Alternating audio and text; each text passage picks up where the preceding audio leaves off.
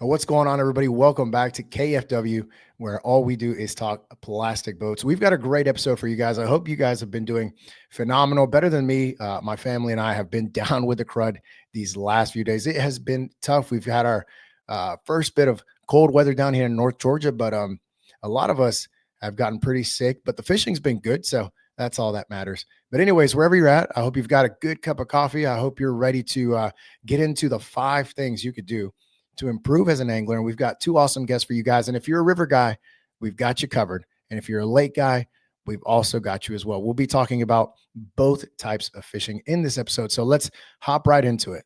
All right, ladies and gentlemen. Well, we are here with 2 absolute hammers. And like I mentioned already, guys, I'm a little sick tonight. The family's got the crud. Everyone's sick.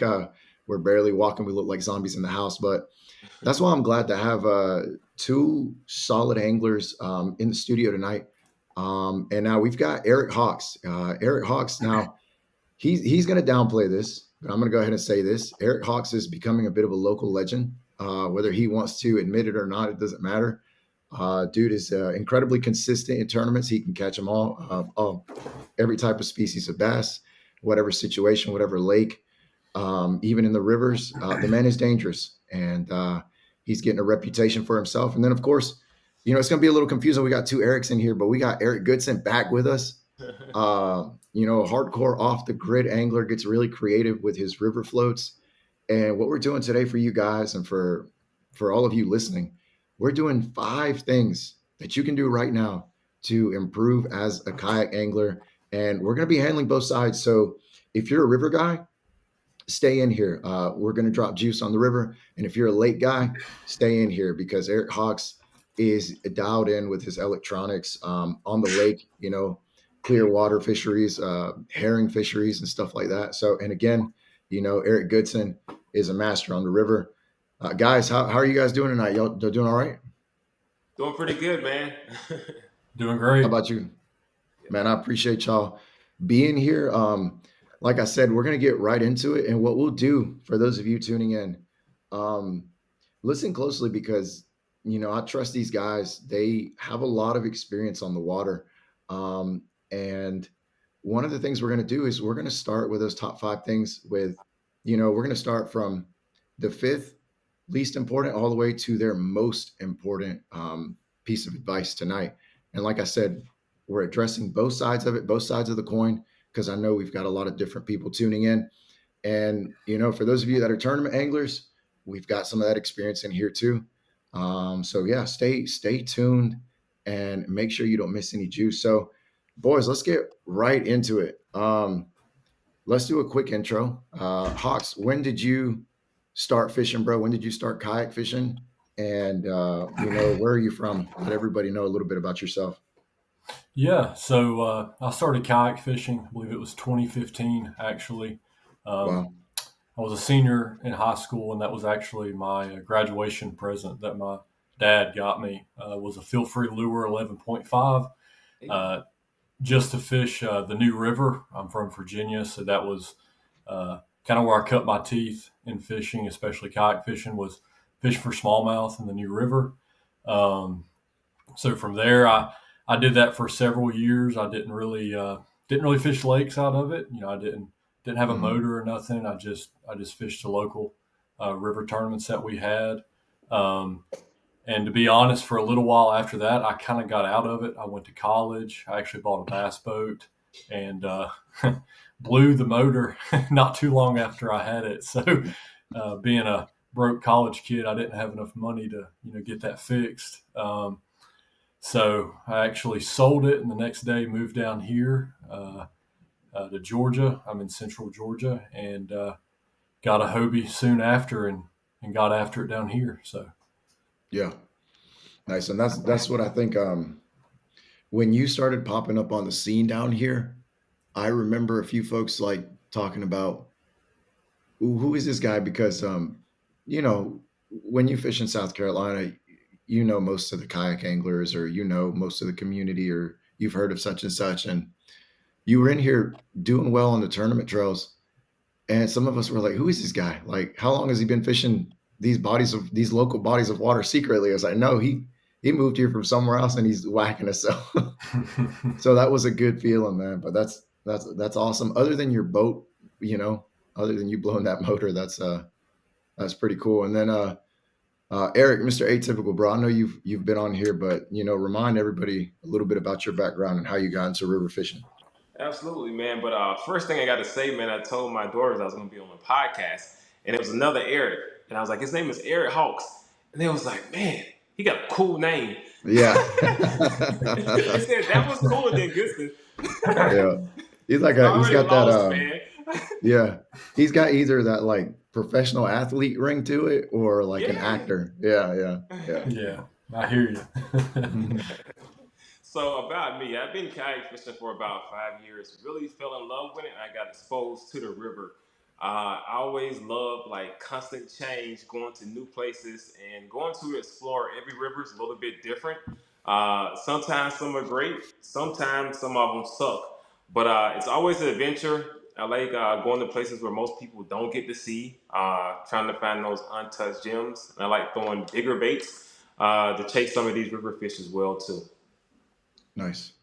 And some of the for those of you guys on the river, lately Eric's been chasing, and I've been there with him a few times, chasing a lot of different species this year. I mean, everything from rock bass to 40-pound stripers, looking for them, and muskie and smallmouth and everything in between. So like I said, stay on your toes because we're dropping some juice tonight. So boys, we got number 5. Let's start with the lake, and let's go to Eric Hawks, man. What is your starting point, man? So, I would say a good tip in the lake is, bait fish patterns are key this time of the year. It's no secret that you run into the mouths of these pockets or these coves and creek arms, and you're just going to start seeing bait everywhere. If you've got live sonar, you're going to be seeing them in anywhere from 5 to 15 foot all the way up to the surface, especially in the morning time. And then if you don't have live sonar, first thing in the mornings and late in the evenings, you're going to see them pop everywhere, in the middle of the ditches or the backs of the pockets. It really doesn't matter. You can find them anywhere. And a lot of times, the fish are going to be pushing them the whole time. And, you're going to have a lot of roaming fish out there. And so I would say bait fish patterns, are extremely important. Don't get so caught up on size like a lot of people talk about. Everybody talks about downsizing in the fall, and while that is important, there's still a lot. I mean, at the end of the day, the fish still eat the same thing that they're going to eat throughout, the entire year. A lot of times they'll, especially like on Lanier, me and Luis was up there a couple of weeks ago, and a lot of the fish were eating like inch-long threadfin. And they do get keyed in on that, especially when they're out roaming and chasing and being around those specific bait balls. But if you're not around those kind of fish, those fish, they're going to be eating exactly what they've ate the rest of the year, So don't get too caught up on size. I'll say that, and you can go big too. And I know Mr. Atypical, I know he likes going big, so I'm sure he's going to talk about that, but it really is a key. You can really get those fish to fire by going big. So awesome. Let me ask you this, man. When you're approaching the lake, let's say you've got tournament practice, and I mentioned practice because that's when you're really dialed in. For those people that are trying to learn from a kayak, you've done kayak and boat. How are you approaching a fishery like Lake Lanier, or we've got a bunch down here, Lake Hartwell, Clarks Hill? How are you approaching that? Is bait the first thing you're looking for, or are you looking for where they might be at on the map? A little bit of both. And I'll say, like, for example, back to Lake Lanier, I actually got, I think 3 or 4 practice days prior to the week of the tournament, in which I practiced 2 days that week. Normally, I don't get that much practice time, but with it being the championship, I did want to make sure I put my time in. And I'll be honest, with me practicing a couple weeks in advance of the tournament, you're going to, have a chance for a lot of things to change prior to that tournament. So I wanted to look at that point at something that I thought was going to be the most stable. And with the forecast being the way it was down here in Georgia, it's been extremely dry. It's been dry for a while, up until this week, actually. Mm-hmm. The rivers have been low, the back ends of the creek, everything, it's been low, it's been clear. And one thing, when I'm looking for a shallow bite in the fall, you can never discount the rivers and the back ends of the creek arms. And something that I like to do is I like to go, chasing that bite and see if I can find that. And one thing I did for this particular tournament was I thought that was actually going to be the most stable compared to the lake. At the lake at that time, you had the turnover coming up. You had a bunch of different things.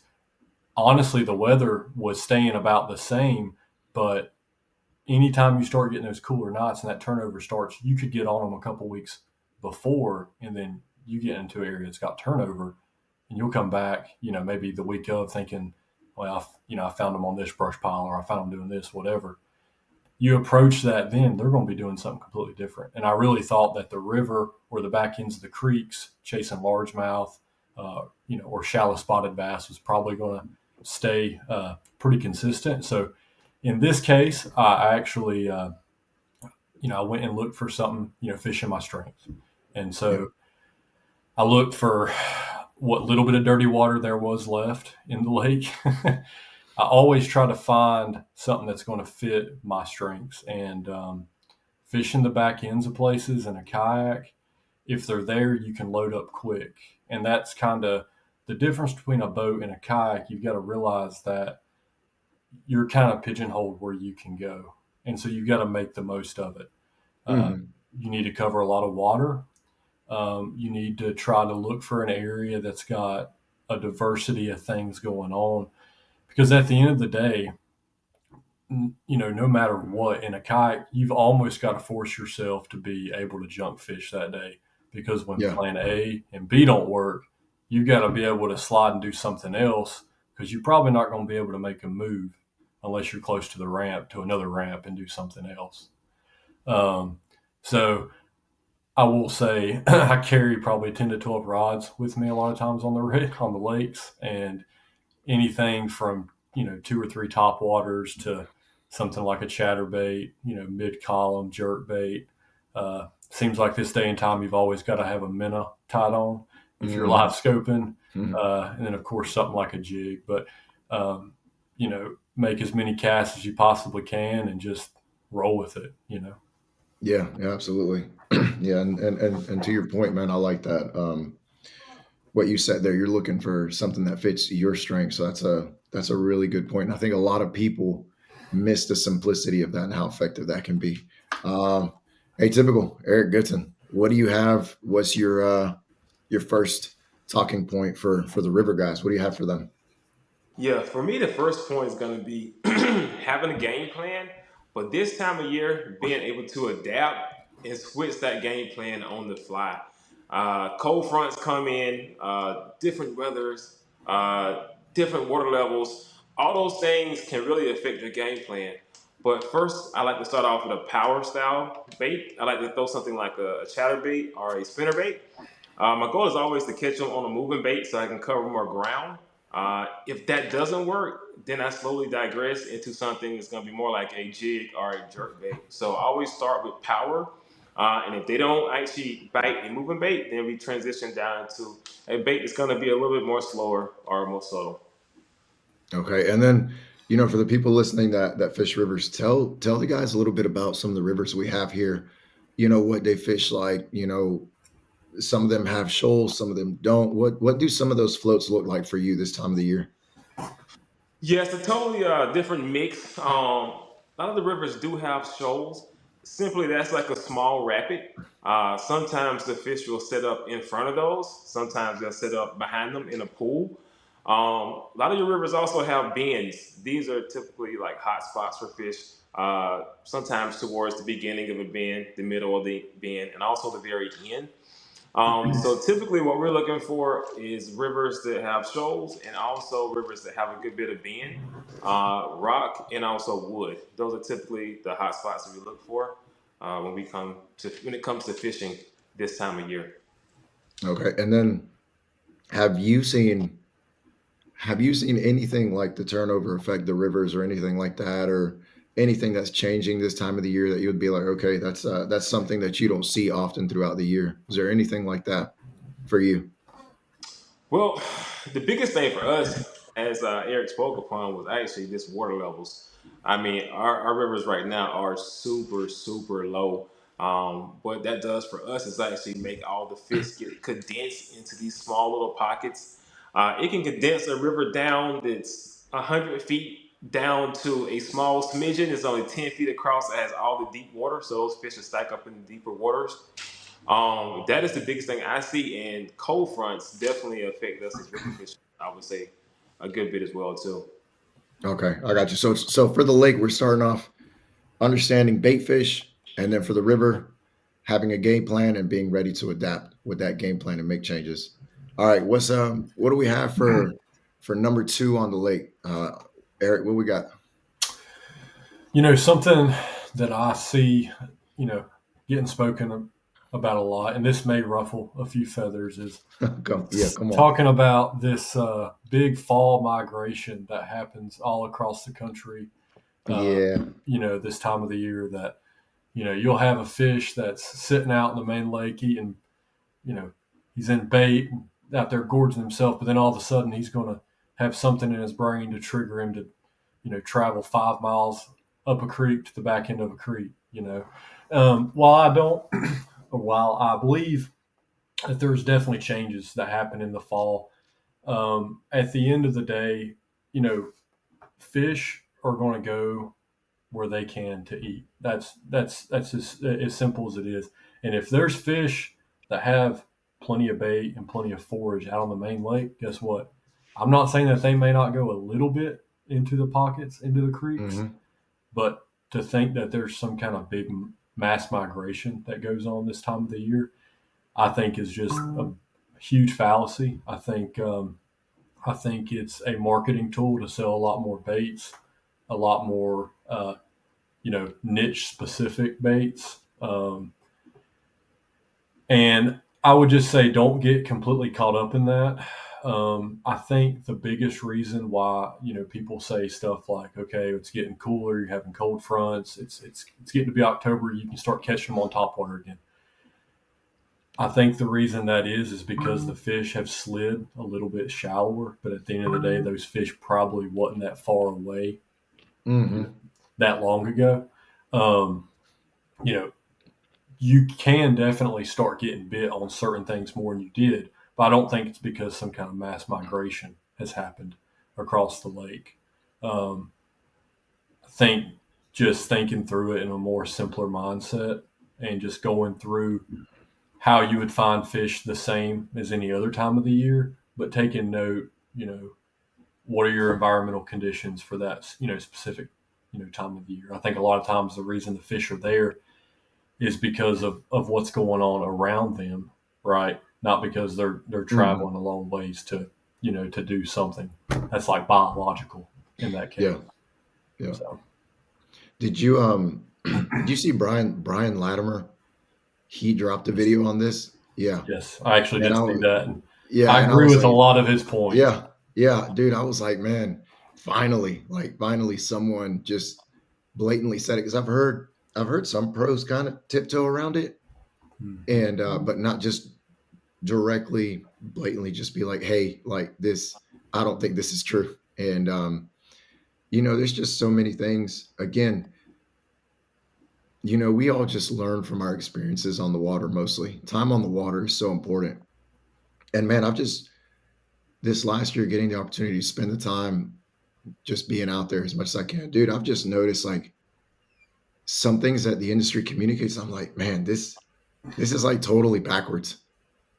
Like, and I think you're right. I think Absolutely. sometimes Yeah, I think sometimes it's just it's strategic marketing and planning to get us to move on product. So yeah, that's a hot take. That's a good take, man. I appreciate that. Appreciate that honesty. Eric, what you got for the rivers, man? Number two. Number two is definitely covering water, man. This time of year, our days are condensed smaller. We can't fish quite as long. So, I mean, covering water is key. Two baits that I want to talk about that really helps me out this time of year. And some of the ones that people actually sleep on. First one is an underspin. Mm. Underspin does great on the river. A couple reasons why. On these long straightaways where you don't have many things to focus on, like a tree or a lay down, you don't want to spend all day working a 300-yard stretch with a worm. That can burn up your day super quickly. You want to hit those hot spots quickly. Underspin, you can throw it in there. It's fairly weedless, comes out really quick, and also it's it's a good sized bait if you have like a 4.1 inch trailer on it, but it's Hmm. also kind of finessey as well too. Another one that people sleep on is a spinner bait. I love the chatter bait. I love that you can skip it, but the spinner bait comes to wood. Really great on the river. You can fish clean. You're not getting hung up. And when you're throwing to a lay down on some of these hot spots, you don't want to get your bait stuck and pretty much blow up that whole spot. Because a lot of times during this time of year, river fish, they can stack up and there'll be multiple fish in a hole. And if you blow it up and mess it up on the first cast, that kind of kills your opportunity to catch multiple fish at that same area. So definitely want to cover a lot more ground, fish efficiently, and not get hung up on long stretches of river that's not productive. Focus on those high percentage areas, and in those long straightaways, focus on like trees, rocks, Hmm. and just keep it moving. All right, two questions for you. Mhm.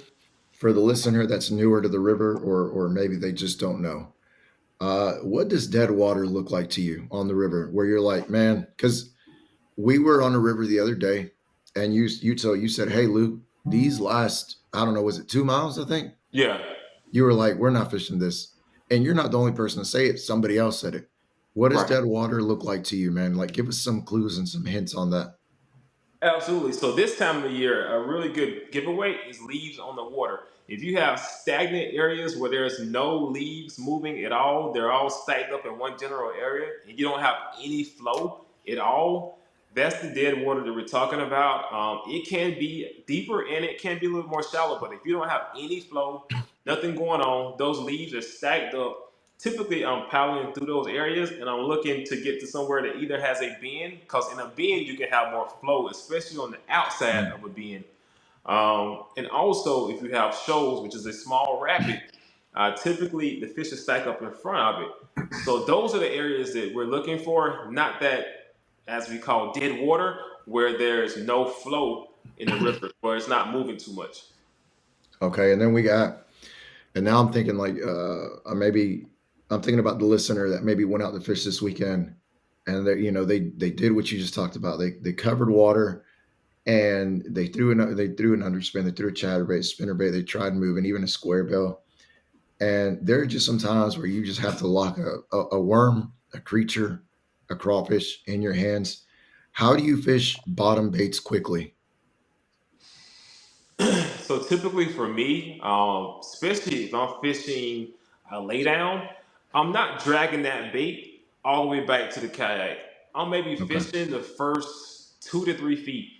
When you're fishing the river, you gotta aim small so you miss small. I mean, if you're off sometimes a foot on a laydown, you're not getting bit. Like sometimes you have to cast right up next to it or right up next to the bank. So typically, I'm fishing the back of a tree, a root ball. I'm hitting that spot, dragging it maybe a foot, and then I'm hitting another spot. Yeah. That way, I can get multiple casts and hit different atoms versus fishing and just dragging it all the way back to the kayak. Because you're also going to have the flow. Most of the time, it's going to push you a little bit, so you're going to get out of the strike zone pretty fast sometimes.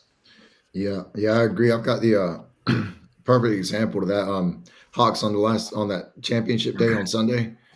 Um, I had a guy fishing the same section as me. I mean, when you're on the river, most anglers are going to be like, okay, there's a tree, there's a tree, there's a tree, and they're all, pretty much going to gravitate towards it and hit it. Mhm. And I was watching him fish it, And I was like, he's not getting in there like he's supposed to. Well, I worked my way up and I got as tight as I could, like to that cover. I mean, I caught like 2 or 3 fish, maybe like 50 yards away from him after he had already hit those areas. I mean, if you guys are listening, tuning in right now, like, and you're fishing rivers, or even if you're fishing the lake, you're fishing laydowns. I used to be the guy that was like, well, whatever, I hit it within a foot, they should eat it. Let me tell you, like, my mindset on that has changed like 1,000%. You got to get in there sometimes. Like, you really got to get in there to get that bite. And so that is a really, really good point, and something that really will help you guys become better anglers, especially out of the kayak. Like Eric Hawks mentioned earlier, sometimes you're forced to work with what you've got. You can't make a run up the lake, like to the other end of the lake. So super important. Great points. All right. So what do we have? Let's go to number 3. And Eric Hawks, what you got for number 3 on the lake, man? Well, we'd sort of alluded to this earlier, and there is some overlap. When it comes to the rivers and the lake, for sure, there's a lot of differences, but there is definitely a lot of overlap. And kind of like he talked about earlier, just junk fishing is king. And I talked about this some earlier too, but this time of the year, you need to have a bunch of different baits, and I mentioned this earlier, but a bunch of different baits that can do a lot of different things. And you're going to be looking for high percentage places that you can run and gun really quick, especially in practice. If you're looking for these fish before a tournament, hit the high percentage stuff and move on. Don't get stuck fishing something for a long time. If the fish ain't there, the fish ain't there. I mean, there are times, especially in live scope has really showed us this, but there are times that you can throw baits at fish they're not going to eat, and you can rotate through a bunch of baits and you can finally get those fish to eat, especially pressured fish. But I think, especially in practice, you should be looking for fish that are aggressive, fish that are active, and then move on from there. Especially if you can see those fish on forward facing, they're there. You can come back to them later. At the end of the day, you catching them in practice isn't going to do a whole lot.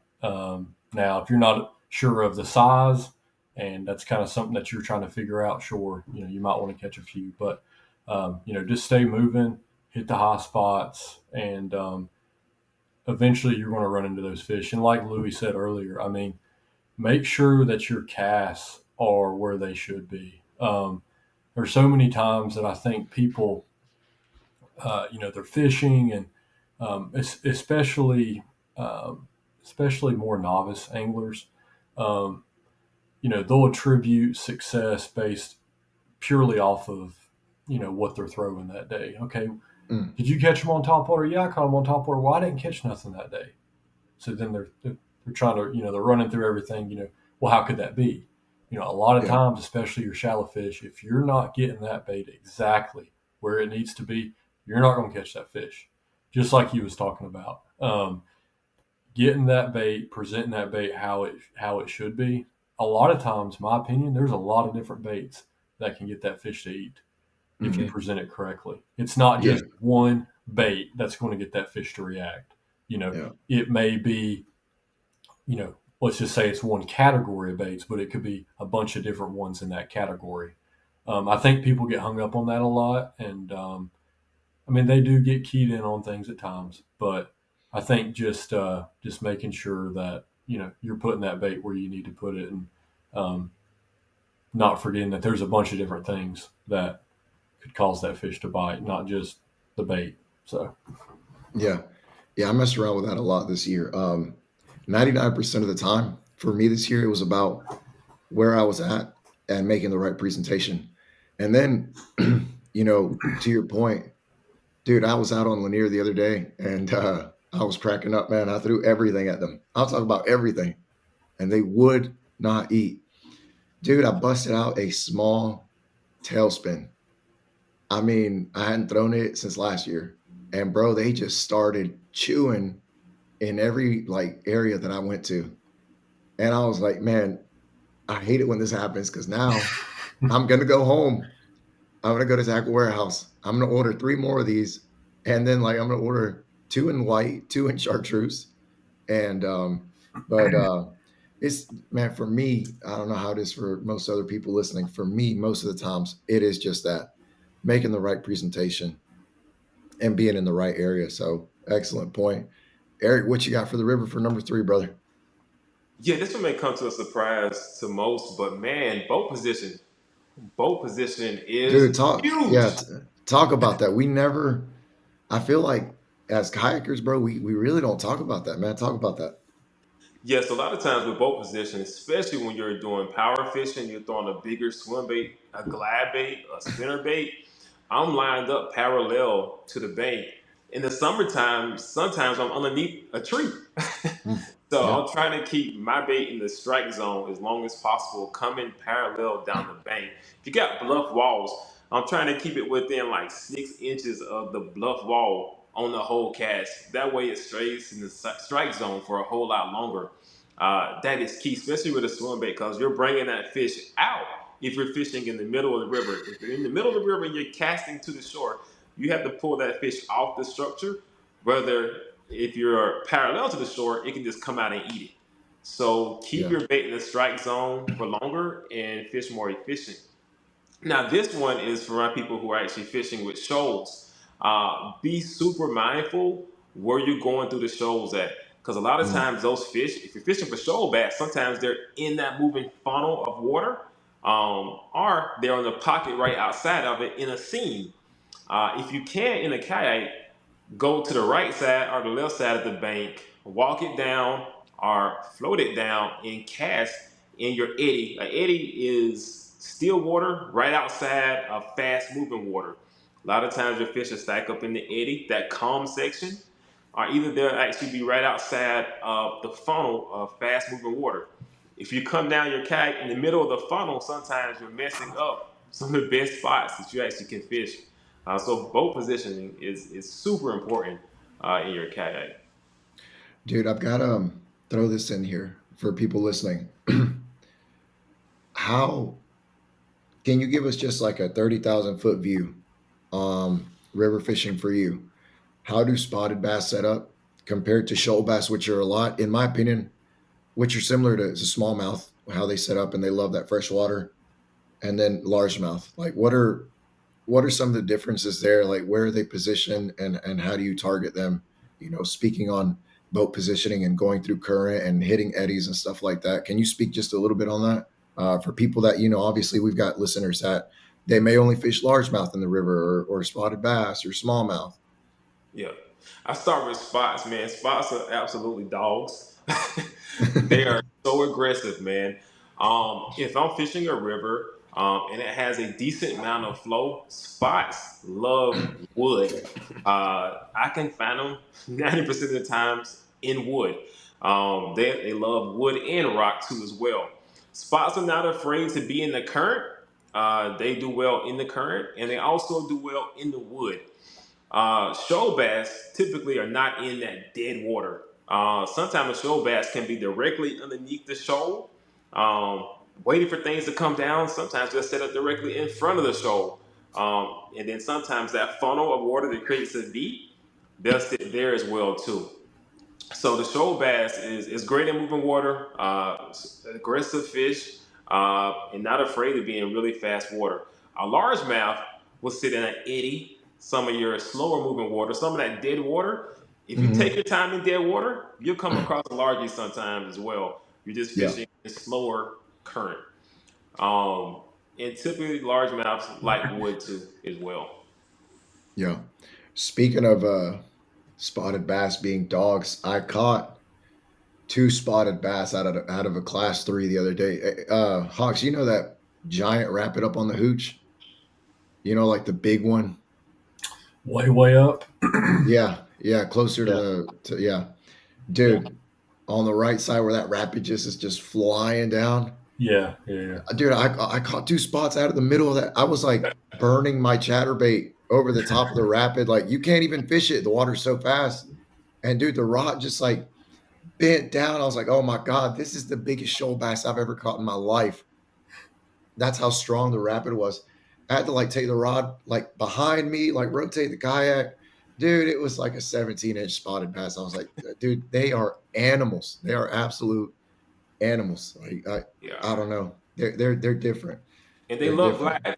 They love a glad bait, and you can actually watch them fight over a glad bait. Yeah. They don't care. No, they don't care.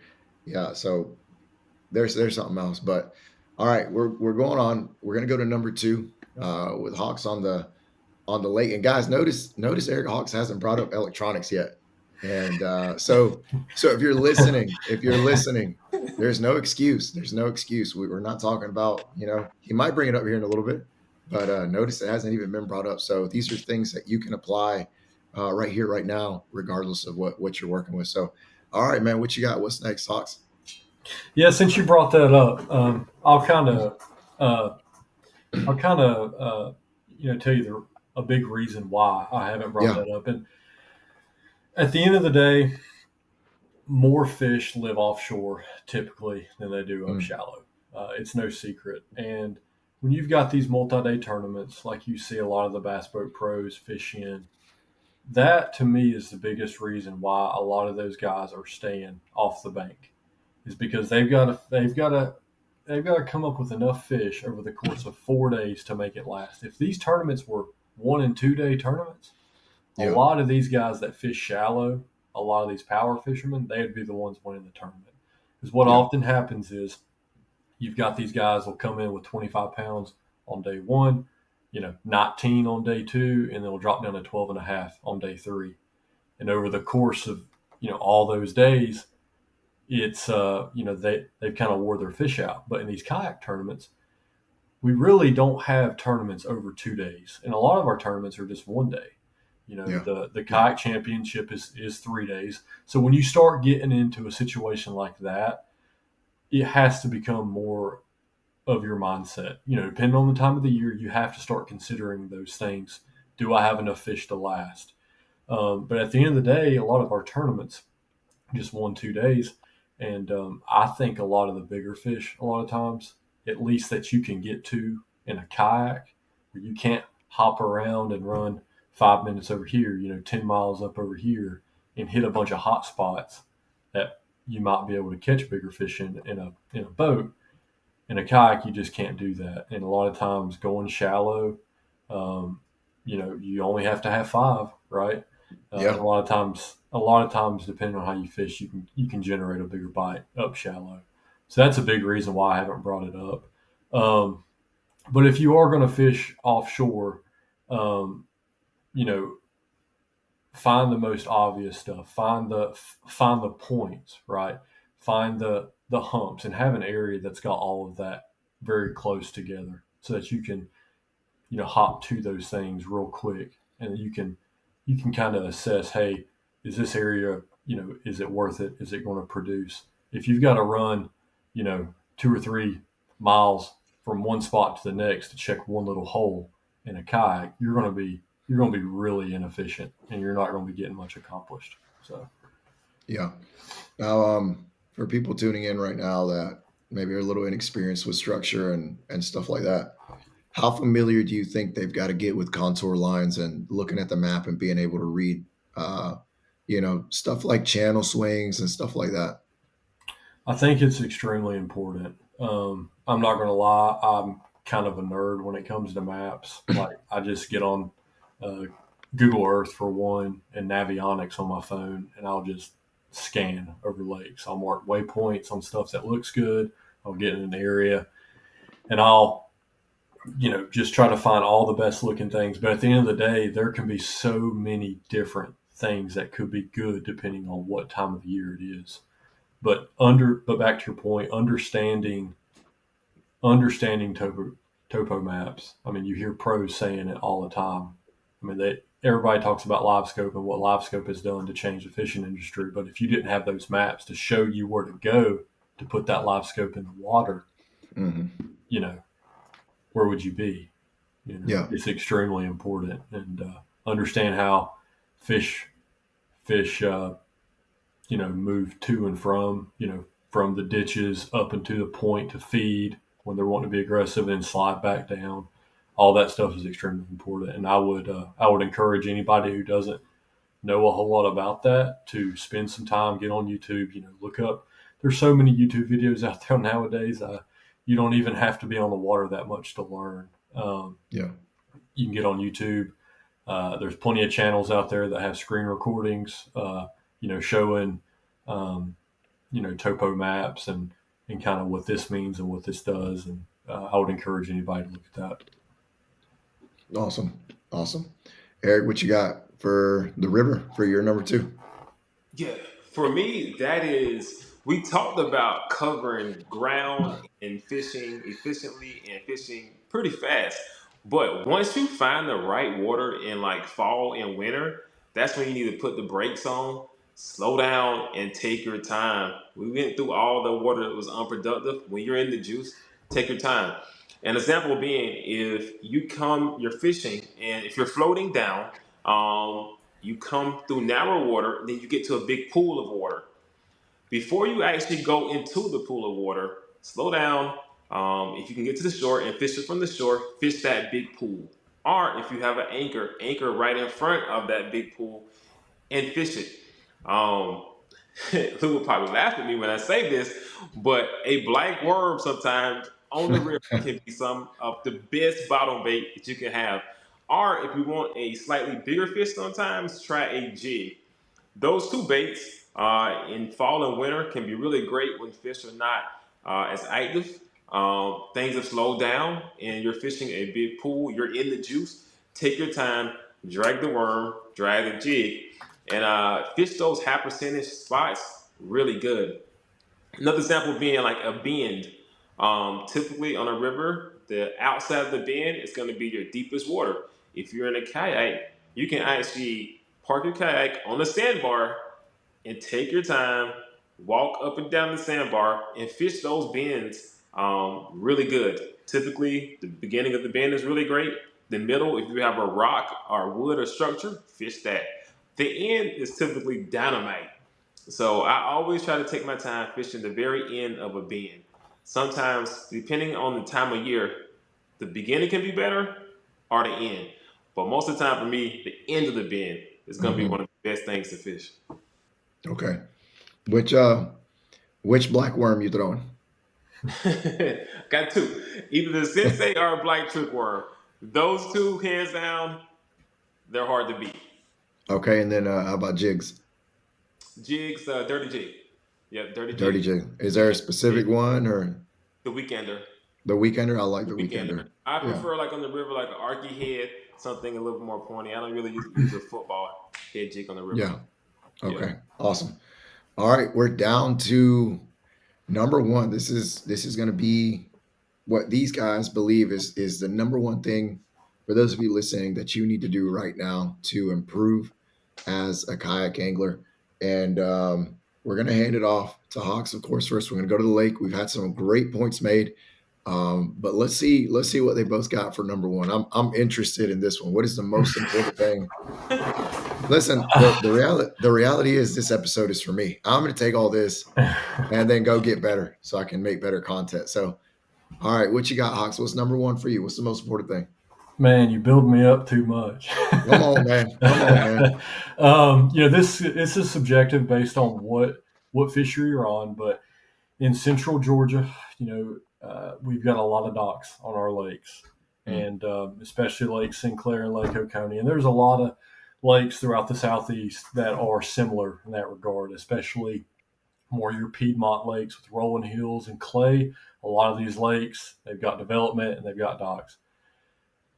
In the fall, do not think that they can't be in inches of water on a dock.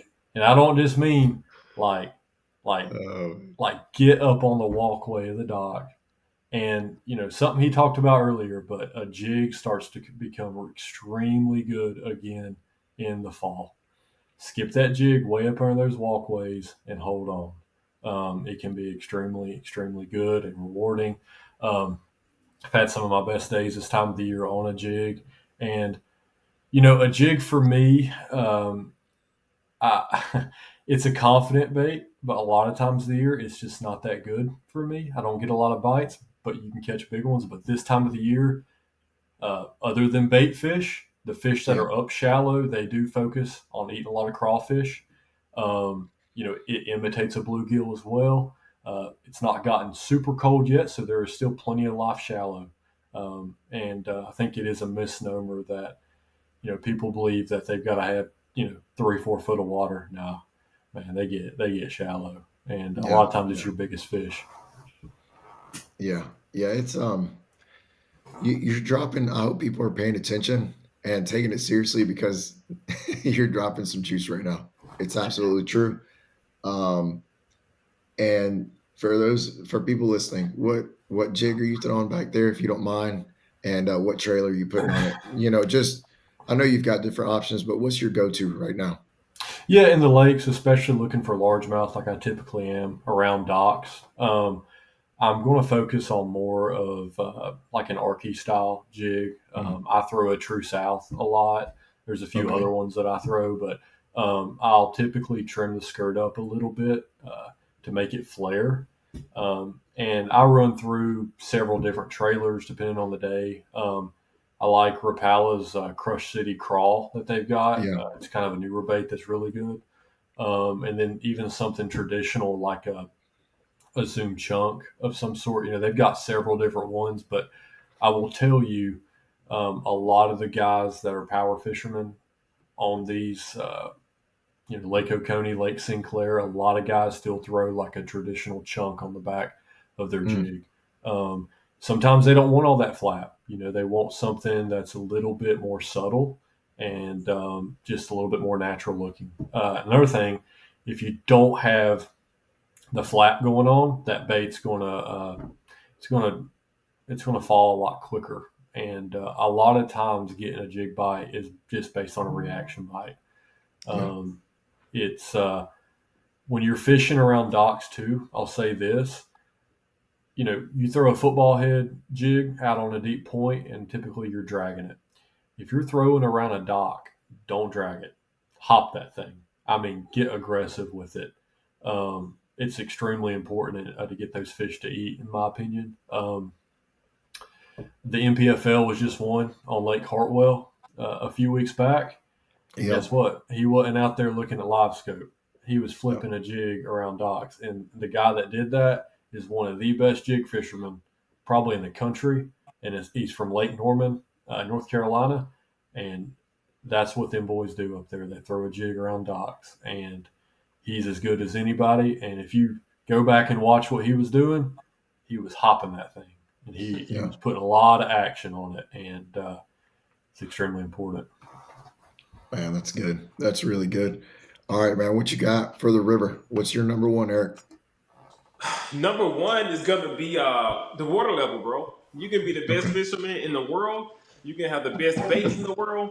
But if you're not monitoring the water height or the cubic feet per second, you're not gonna catch them. If your river's blowed out and you go out there, it's you almost wasting your time. If it's skinny, you can know your float's gonna take a little bit longer. You may want to have baits that's gonna work better for clear water. Monitoring the water levels, doing scouting is going to make you be so much more productive on the river and be a better fisherman, hands down. Water levels for sure. Okay. And then, plug some apps. What are some resources you're using to just keep up with water levels right now? I use on water, and then what's the regular one you can use? USG. US is it USGC or something like that? Hawks, do you know? Yeah, yeah, I think so. I So, use the River app a lot. yeah, I River use the app. River app. There, Yeah, I'm not sure. I know what you're talking about. I've never been able to find that app. I Hmm. always yeah, just go to their website Hmm. and look yeah, for the Yep. USGA. But yeah, yeah, I'm not exactly sure. yeah. I go on their website too. So water levels, and then all right. As we start to wrap everything up, I gotta ask you this question: top three baits right now for you. We're going into November. We're in the southeast. You guys fish all over the state, sometimes outside the state, but either way, we're in that southeast region. Water levels right now, anywhere from what, 60 to 70, right? 70, maybe 70 something highest. What are y'all's top 3 baits right now this time of the year? Hawks, you go ahead. Lakes or rivers? Lake. I gotta say a buzz bait is probably number one for me right now. Just so That you is a know, shocker. That just is so a you can cover shocker. water. Yeah. Man, Yeah. it works so good. I actually caught some on it today. Love throwing a buzz bait. I've been experimenting with a bunch of different kinds lately. Just some with a clacker, a bigger blade, smaller blade. A lot of people talk about a smaller blade this time of the year. Uh, Mm-hmm. there's I think True South makes a like a double buzz that's extremely popular. This Okay. time of the year. Yeah. Any of those, experiment with them, but a buzz bait for sure. I would say secondly, and I hate to repeat myself, but man, a jig like it really Yeah. is just I can't hammer it home enough. A jig is just something you need to have in your disposal. And third, this is kind of a tough one. I think you always got to have a shaky head tied on. Like Okay. if you're slow, if I mean, at the end of the day, a shaky head, it's got to be in there. Yeah. Especially if you're needing to get bites. So, Which worm? You ain't got to say it. Don't. No, I ain't gonna be like that. Man, I tell you the Nico Rama that Yeah. I Big like Bite that. Yeah. has Yeah. the Drew Gill worm. Man, that thing's pretty solid. It's a Laztec. And it's a little bit bigger worm than a lot of the other Laztec worms out there. I like it quite a bit, but I mean, I alternate through a bunch of different ones. A lot of days I don't think it matters. And I typically keep it pretty simple as far as like a green pumpkin candy top color to a black. Like he was talking about earlier, I throw black a lot in a trick worm style bait, especially in anytime you've got just a little bit of dingy water or first thing in the morning, if you're tossing it around. Black is a very overlooked color in my opinion. But that's my 3. Awesome. What about you on the river, Eric? On the river, I got a glad bait. What size? What size? Hold I knew on. you What was gonna ask me size? that. What size? What size? So honestly, man, a 7 for the average person. A 7 because you don't outclass fish. You can get big bites, and also you can get a fish that's like 1.5 pounds. So a 7-inch glad bait is a great starting point. Yeah. And as far as line for something like that, like 20-pound fluorocarbon. But a 7-inch glad bait is a great starting point. A 9-inch glad bait, you start to lose out on getting some of those smaller fish. They'll miss it sometimes, and you're primarily going for 1 or 2 fish on like a 12-hour day Yeah. on the 9-inch glad bait. Next bait is going to be a jig, just because I'm looking for a big bite again. Typically 3/8 of an ounce or half an ounce jig, and I like peanut butter and jelly and black and blue. Mm-hmm. Those are probably my go-to color as far as a jig. Last is going to be a spinnerbait because I can cover ground and I can throw it in the woods, the laydowns, in the rocks, not get stuck, and I can fish quick and get it in and out. What spinner bait? Trailer? No trailer? Trailer, Trailer. What you putting on the trailer? Zaco. Okay. Yep. Paddle tail, right? Mm-hmm. All right. Cool.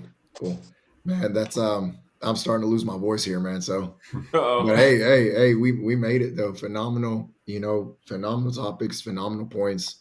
I think again, I just want to reiterate to everybody listening, you've got 2 very experienced people here that have put their time in, on the rivers, on the lakes, in these bodies of water, and they're just not talking out of watching YouTube videos, or like they've gone out, they've fished, they've gotten out there, won tournaments, or found incredible spots to fish and had incredible days, chase different species. So if you're tuned in right now, again, want to reiterate this: notice that all of these things can be done pretty much right now. You don't have to go drop 30 grand on a rig. You don't have to go get the most expensive bait casters or the most expensive gear. Eric, how many rods are you taking on the river?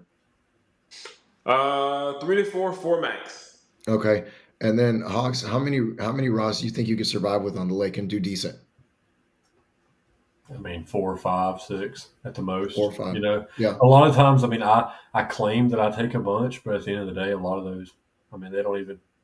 Yeah. Most of the time, I just look at them; they don't even get thrown. So Yeah. Yeah. I understand that. I understand that. Yeah. When I go to Lanier, I take like 11 and use like 2. So yeah, every yeah, time. but yeah, super important for those of you guys listening that are getting into kayak angling, kayak fishing, whatever body of water it may be. These guys are putting these things to work and they're succeeding without having to do all this other extra stuff we always hear about. I think, we can all agree, we get so lost in fishing sometimes. Boats, kayaks, whatever, like we get so lost. But if we could just like narrow these things down, do a few things really well, it could really improve our experiences on the water, in a short amount of time. And that's the goal. That's how you have a good time, is getting out here catching fish, whether you're fun fishing or tournament fishing. So, guys, I really appreciate it. Been a lot of value, a lot of great input. You guys got anything else you want to add before we wrap up?